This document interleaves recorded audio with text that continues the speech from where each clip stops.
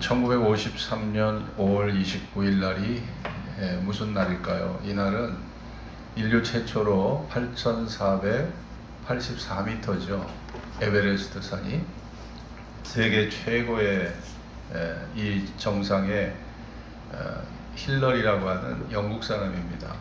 지금은 이제 뉴질랜드 출신인데 이 영국 사람에 의해서 에드문드 힐러리에 의해서 정복이 된, 물론 이제 정복이라는 말은 좀 어폐가 있죠. 거기에 뭐 1시간을 있는 것도 아니고 깃발 꽂고 내려오려면 5분 10분도 안 걸려요. 거기 있다 보면은 사람이 얼어 죽겠죠. 정복이라는 말은 사실은 그렇게 적당한 말이 아니고 그냥 그 정상의 발자국을 남기고 내려온 거죠. 남기고 내려왔는데 그것도 사실 쉬운 일은 아닙니다. 이 에드문드 힐러리 경의 정상 그 등정을 축하하기 위해서 많은 사람들이 축하를 했습니다. 그런데 힐러리 경 옆에는 네팔 출신의 셀파 텐징 노르게이가 그를 바라보고 있었습니다. 힐러리 경이 말하기를 내가 에베레스트 산 등정을 성공한 것은 이 사람 때문입니다. 이 셀파의 도움을 받지 않았으면 결단코 불가능한 일이었습니다. 이렇게 얘기를 했어요. 그런데 사실 이 힐러리 경이 등벽 이제 정상에 그런 등정을 마치고 내려오면서 절벽을 타고 밧줄에 의지해서 내려오다가 자기가 의지했던 밧줄이 끊어졌어요. 그리고 비상 로프를 놓치게 됩니다. 이런 순간에 이 셀파였던 이 텐징 노르게이가 비상 로프를 탁 던져준 거예요. 그 위기의 순간에 비상 로프를 탁 던져줘가지고 그것을 몸에 묶고 그 비상 로프를 묶고서 둘이서 같이 무사하게 내려올 수 있었던 것입니다. 그러니까 힐러리 경이 에베레스트 산을 정복한 것은, 등정한 것은 이 텐징 노르게이의 도움이 아니었으면 이 절대 불가능했던 거예요. 절대 불가능했던 것이죠. 노르게이에게 그래서 사람들이 다시 질문을 했어요. 아니, 힐러리 경을 구출한 소감이 무엇입니까? 당신이 그 위대한 일을 했군요. 그때 이 텐징 노르게이가 한 말이 있습니다. 아니, 원래 우리 등산하는 사람들은 항상 서로 돕습니다. 우리는 어차피 운명의 끈으로 묶여 있습니다. 우리는 운명의 끈으로 묶여 있습니다. 텐징 노르게이가 이런 말을 했습니다. 우리가 교회를 출석하고 하나님의 말씀 성경을 진리로 믿고 또 예수님이 하나님의 아들이시고 그분이 우리를 위해서 십자가에서 죽으시고 부활하신 생명의 구세주라고 믿는 우리들은요, 어떻게 보면 우리는 진리와 성령 안에서 운명의 끈으로 묶여 있는 사람들이에요. 네, 여러분과 저는 묶여 있습니다. 저희 교회 출석하신 분들이 30년 역사 속에서 정말 27년, 28년, 25년, 또 20년 넘으신 분이 수두룩해요. 우리가 친척들도 이렇게 같이 못 모일 거예요. 네, 같은 우리 가문도 이렇게 매주마다 어떻게 모이겠습니까? 말씀과 성령으로 하나님께서 정말 그리스도께서 성령과 말씀으로 우리에게 사랑의 줄을 딱 우리를 묶어 주신 거예요. 그래서 운명의 끈, 사랑의 줄로 묶어 주셨기 때문에 우리가 이렇게 신앙생활을 오래도록 하고 있는 것이 아니겠습니까? 에베소 교회를 향해서 주님이 주시는 뜻은 오늘 무엇일까요? 교회는 이렇게 돼야 합니다. 교회는 첫 번째, 은사의 다름을 서로 존중해야 합니다. 자, 우리 16절을 같이 읽겠습니다. 그에게서 시작. 그에게서 온몸이 각 마디를 통하여 도움을 입음으로 연락하고 상합하여 각 지체의 분량대로 역사하여 그 몸을 자라게 하여 사랑 안에서 스스로 세우느니라. 자, 여기 보면 온몸이 각 마디를 통하여 도움을 입음으로 연락하고 상합하여 각 지체 분량대로 각 지체 분량대로 역사하신다. 각 지체에 분량이 있는 거죠. 자, 은사도 분량이 있어요. 또 직분도 자기 분량이 있는 거예요. 우리가 너무 과한 것을 감당하려고 하면은 내가 지쳐버립니다. 한계에 봉착해서 결국 스트레스 때문에 오히려 삶이 더 힘들어져요. 그러니까 자기한테 맞는 짐을 지는 게 그게 중요한 것입니다. 내가 너무 감당하기 어려운 일을 하다 보면 지쳐서 쓰러집니다. 내 믿음 하나 감당하기도 어렵게 되는 순간이 오는 것이죠. 자, 그래서 우리가 사람들은요 어떻게 보면은 그 사람이 어느 대학을 나왔냐, 무슨 직업을 가졌냐, 돈은 얼마나 있느냐, 이런 걸 갖고 사람 따지길 좋아합니다. 근데 교회 안에서는요 그런 세상의 방식을 우리가 적용해서는 안 돼요. 하나님이 저 사람의 은사는 뭐냐, 하나님이 저 사람은 우리 교회에 어떤 은사를 하나님이 저 사람을 통해서 나타내시고 사용하실까, 저 사람의 은사는 뭘까, 그런 차원에서 영적 차원에서 바라봐야 돼요. 저 사람의 은사는 뭘까, 저 사람의 사명은 뭘까, 사명의 관점에서 바라봐야 합니다. 사명 없는 사람 없어요. 저 사람의 사명은 뭘까, 저 사람의 은사는 뭘까, 하나님은 저 사람을 하나님이 어떻게 사용하시는가, 이런 관점으로 사람을 바라봐야 됩니다. 바라봐야 되는 거예요. 우리 중에 불필요한 사람이 누가 있겠어요? 우리 몸의 지체가 다 필요한 거예요. 어제 제가 그 조선일보를 보니까 이 몸에요, 고등학생인데 몸에 털이 싹 빠져나가는, 예, 머리 무슨 여기 솜털 하나 남아있지 않아요. 온몸에 털이 싹 빠져나가. 이 머리카락, 여기 뭐 이 눈썹, 솜털, 별거 아니죠. 기사가 어떻게 났느냐, 털이 빠져버리니까 운명이 바뀌어버리더라고요. 네? 어디 가도 사람들 만나기가 두렵고 폐쇄적이 되고 정말 사람들에 대한 공포감을 느끼고 사람들 앞에 나서기를 싫어하게 되고 은둔하게 되고, 예? 숨어있게 되고. 아니, 이 보잘것없는 털 빠진 게 뭐고 그렇게 대수입니까? 네? 다 눈도 있고 코도 있고 다 있는데, 그런데 이 몸에 털이 싹 빠져나가니까 운명이 바뀌어지더라는 거예요. 여러분, 그렇습니다. 우리 몸에 손톱 하나 발톱 하나, 네? 어디 하나도 불필요한 게 없어요. 다 소중하고 다 귀한 거예요. 다 소중한 것입니다. 정말 우리 몸에 불필요한 게 하나도 없는 거예요. 이 사랑니, 제가 예전에는 사랑니를 이 두 개를 뽑을 때 엄청 힘들었거든요. 아니, 하나님이 왜 이 사랑니를 나게 하셔가 이 불필요한 사랑니를 왜 만들어 놓으실까? 근데 치과적으로 얘기를 해보면요, 이 사랑니가 어떻게 보면 거푸집입니다. 예? 이게 딱 이 뒤에서 이게 받쳐줘 가지고 안에 이빨들이 촘촘하게 자리 잡도록 도와주는 거푸집 역할을 하는 게 사랑니거든요. 그 사랑니가 반드시 필요한 거예요. 사랑니가 없으면 이빨이 벌어집니다. 이빨 사이가 벌어지게 돼 있는 거예요. 왜냐? 이게 이빨을 촘촘하게 모아주는 역할을 하는 게 사랑니거든요. 근데 하나님의 그 놀라운 지혜의 섭리를 모르고 이까지 사랑니 때문에 왜 하나님은 나를 이렇게 고통을 받게 하실까? 이렇게 얘기했어요. 제가 밀어내서. 우리 성도들 30년 역사 속에 소중하지 않은 분 한 분도 없습니다. 다 소중한 분들이에요. 다 자기 역할이 있고요, 다 자기 은사가 있고, 다 자기 사명과 분량이 있는 거예요. 분량의 차이가 좀 있을 뿐이에요. 분량의 차이가 좀 다를 뿐이에요. 그러니까 여러분이 사회적 시각으로 보면은요, 사람을 차별하게 됩니다. 저 못 배운 사람, 돈 없는 가난뱅이, 저 병약한 사람 어디다 써? 저 사람은 도움이 안 돼. 사람들은요 탁 차별을 해요. 차별을 하고 아예 상대를 안 해줘요. 인간 취급을 안 합니다. 교회는 그런 곳이 아닙니다. 교회는 아무리 나이 먹고 아무리 병들고 아무리 초라해 보여도 하나님이 쓰시는 그 사람의 은사와 그 사람의 사명이 다 있는 거예요. 그래서 우리는 그것을 받아들여야 합니다.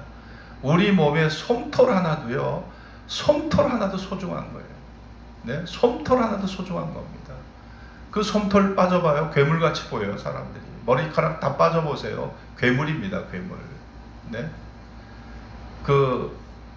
어디에요? 예전에 그 영화에 보면은 그 반지의 제왕에 보면 그 스미골이라고 여러분 들어보셨죠? 스미골.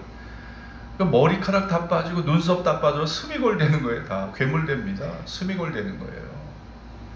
그러니 여러분, 우리가 정말 교회 생활을 통해서 정말 한 사람 한 사람이 다 소중하고 귀하고, 하나님께서 그를 당신의 핏값으로 다 그를 사주신 거잖아요. 귀하게 보셨기 때문에 사주신 거예요. 그래서 우리는 사람 존중, 이 사람을 사회적 시각으로 보면 안 돼요. 믿음의 시각으로, 영적 시각으로, 사랑의 시각으로 볼 수 있어야 합니다. 그래야 사랑의 공동체가 될 수 있는 거예요. 자, 오늘 교회 직분을 세우시는 이유가 뭐겠습니까? 자, 직분자를 세우시는 이유가 11절, 12절에 나와 있는데 같이 읽겠습니다. 그가 혹은 시작. 그가 혹은 사도로, 혹은 선지자로, 혹은 복음 전하는 자로, 혹은 목사와 교사로 주셨으니 이는 성도를 온전케 하며 봉사의 일을 하게 하며 그리스도의 몸을 세우려 하심이라.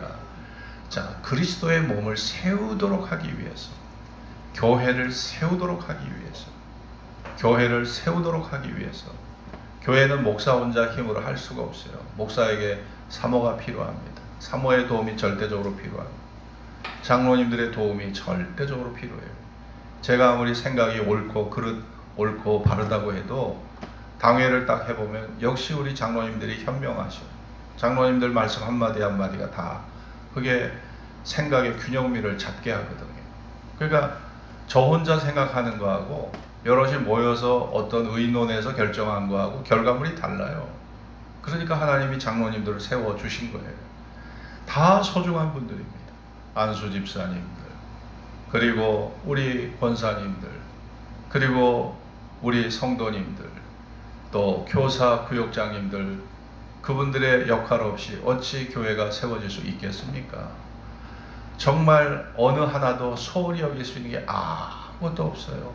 다 소중한 것입니다.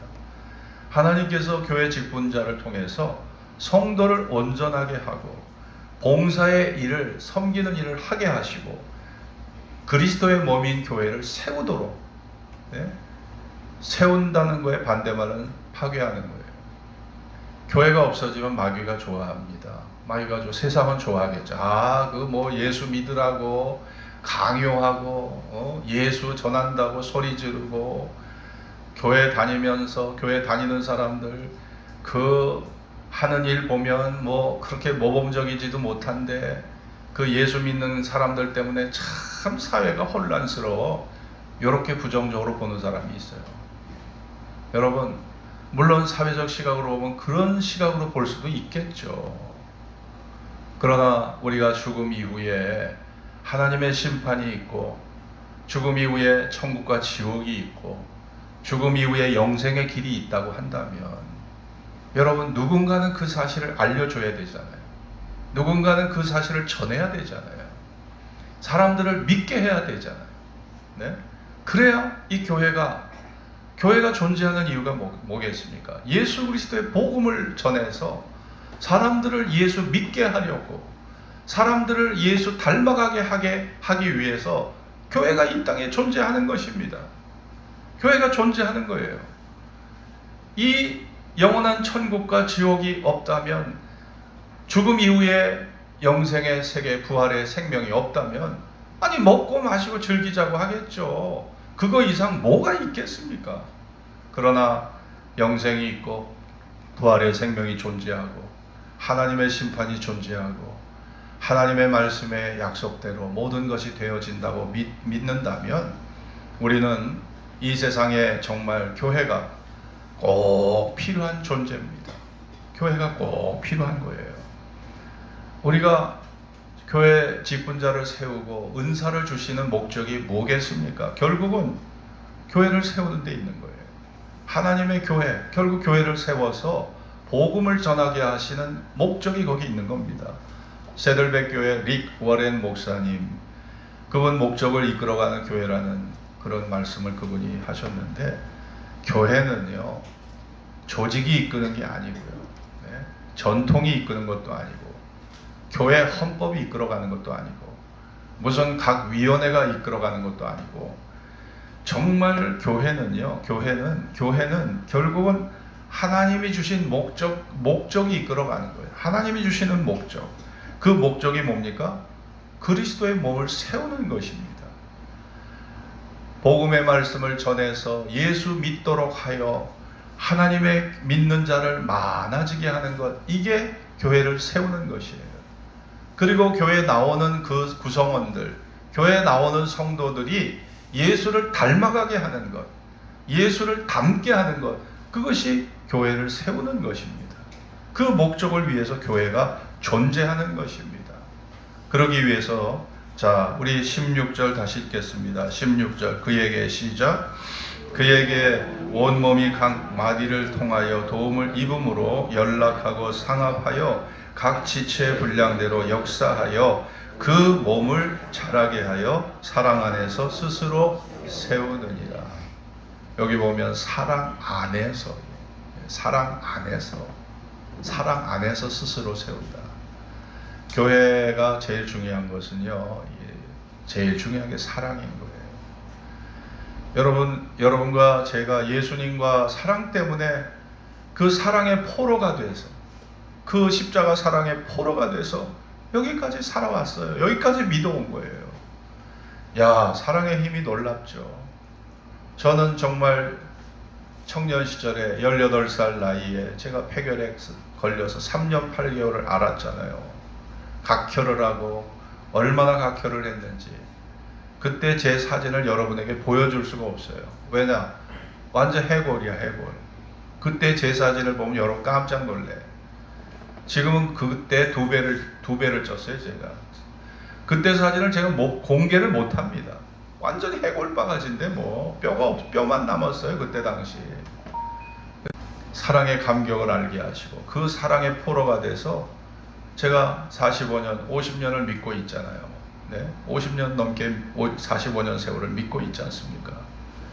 이 사랑의 능력, 사랑의 신비라는 것은 그게 평생 제 삶을 지배한 거예요. 그 주님과의 만남을 통해서 경험한 사랑이 제 인생을 끌고 가는 거예요. 제 인생을 끌고 가는 것입니다. 여러분은 뭐 저하고 크게 다르지 않을 거예요. 여러분이 경험한 사랑, 여러분이 경험한 진리의 깨달음, 여러분이 경험한 성령의 은혜, 그게 여러분에게 콱 심어져서 도장이 찍혀져서 그것 때문에 우리가 주님의 사랑의 포로가 되고 말씀의 포로가 돼서 끌려가는 겁니다. 그게 예수 믿는 생활이잖아요. 그게 예수 믿는 생활입니다. 여러분, 우리가 교회를 직분을 감당할 때 일도 중요하지만 더 중요한 것은 뭐예요? 일도 중요하지만 사람을 세우고 사랑을 우리가 실천해 가는 그것이 중요한 것입니다. 이단에 빠지는 사람들 다 관찰을 해보면요, 교회 생활하면서 왕따 당한 사람들이 있어요. 남전도에 여전도에 모이려고 그러는데 교회에서도 왕따를 시켜요. 아니, 도대체 교회에서 왕따를 시키면 그 어디로 가라는 얘기입니까? 그러니까 이단에 빠지는 거예요. 여러분 눈에 보기에 초라하고 여러분 눈에 보기에 명랑하지 않아도 제발 남전도회와 여전도회 안에서 절대 사람을 왕따시키면 안 됩니다. 네? 왕따시키면 안 돼요. 얼굴 못생겼다고 왕따시키고, 옷 잘 못 입는다고 왕따시키고, 회비 잘 안 낸다고 왕따시키고, 일 잘 못한다고 왕따시키고. 교회 안에 왕따가 얼마나, 사람 사는 곳에 왜 왕따가 없겠습니까? 그러나 교회 안에서만큼은 그래서는 안 돼요. 왜냐? 아니, 예수님은 서로 사랑하라고 우리에게 말씀하셨는데, 서로 사랑하는 것이 주님의 뜻이고 교회를 세워가는 거지, 미워하고 원망하고 불평하고 사람을 차별하면 교회가 다 그리스도의 몸이 파괴되는 거예요. 이 우리 몸은요, 사랑이라는 것으로 연결되어 있고 사랑으로 다 연합되어 있는 거예요. 네?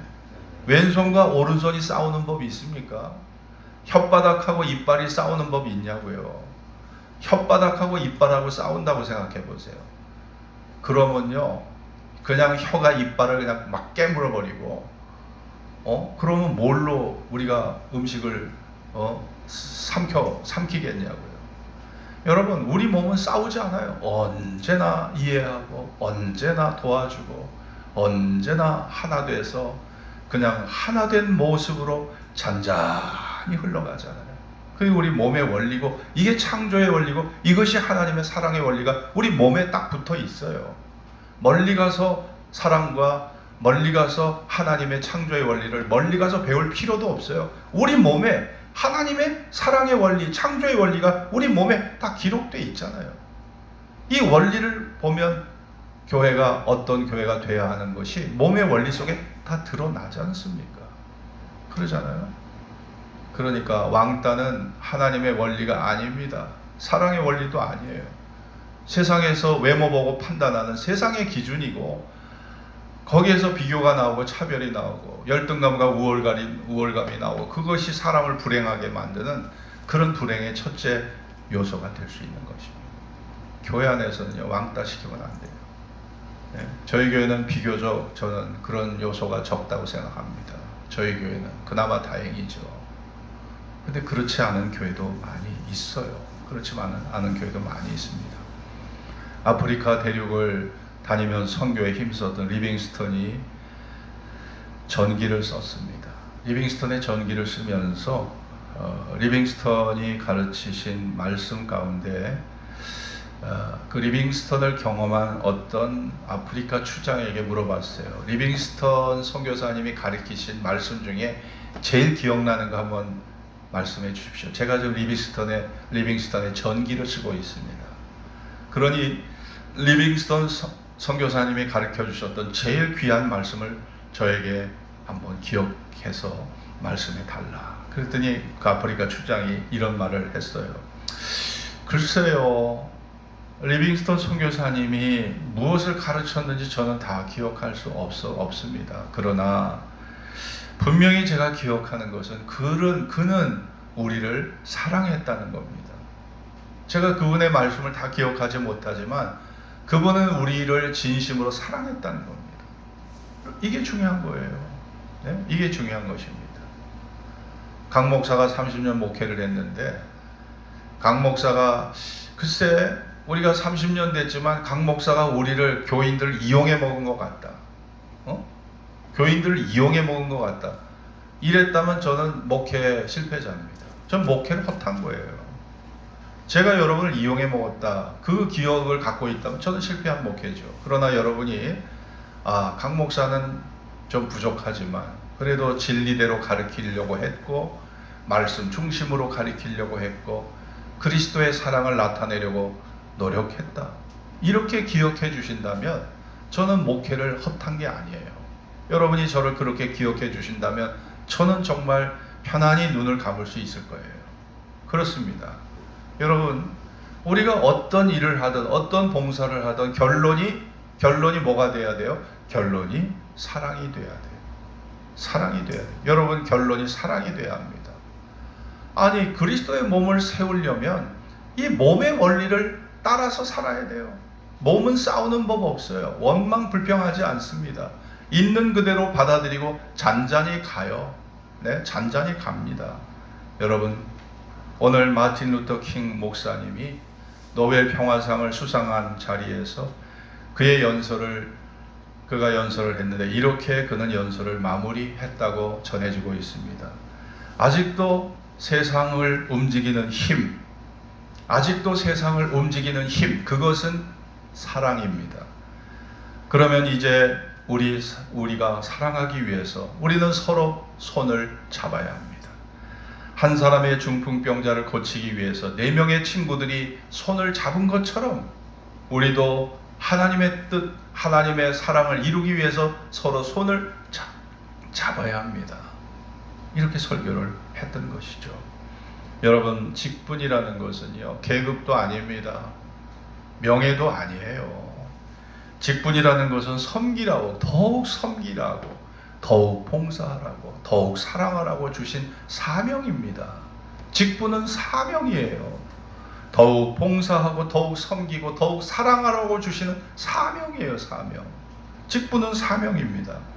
우리가 하나님의 이 직분을 감당할 때 그 목적은 하나님의 교회를 세우는 데 둬야 합니다. 내 명예를 드러내고 내 목적을 이루고 내 개인의 야심을 이루는 것이 아니라 하나님의 교회를 세우는 것, 하나님의 교회를 세워가는 것, 그것이 우리의 목적이 되어야 할 줄로 믿습니다. 기도하겠습니다.